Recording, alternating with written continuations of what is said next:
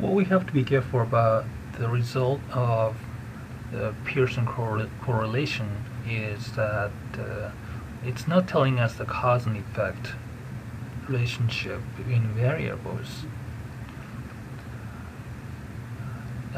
Correlation is not actual pure relationship, cause and effect relationship, one causing the other, or direct relationship, causality, or things like that.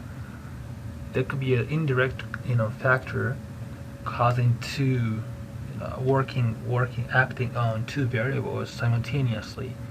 So the direct cause could be somewhere else. For example, there's a positive correlation between the number of churches in a city and the number of serious crimes in a city. And that's not the, correlation. These two are not directly related, but, something else could be influencing these two simultaneously. That's why you get in the either positive or negative relationship. There's another issue here, which is the value of a correlation is affected by the range of scores and represented in the data. As I was saying before, in real life there could be a phenomena which is, at some point it has a positive relationship, but after that certain point it has a negative relationship, like people's response time, for example. Maybe when you are young, when you're reaching toward the puberty, your response time getting faster and faster. After a certain point, your response time gets slower and slower, so that age and the response time, it doesn't really have one straight relationship. So the range is going to be an issue too.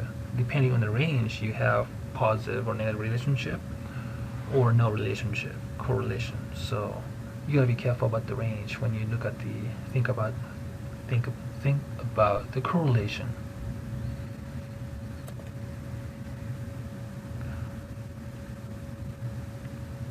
For example, the correlation between temperature and coffee sale. If I have a data from a full range of temperatures, you get this. But what if you only get a limited narrow range? Just look at this range, then it doesn't look like there's the same kind of relation anymore, right? So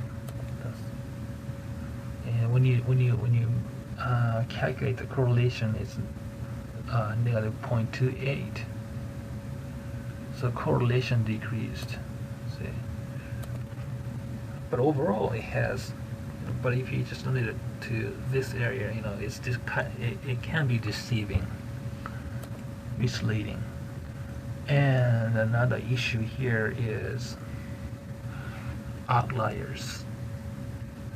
Outliers can, dramatically skew the plot correlation. So when you do a correlation test, you always have to look at the scatter plot to see if there are any obvious outliers. And if you are sure that those outliers are really outliers, then you can, eliminate them. You can use, for example, okay, here.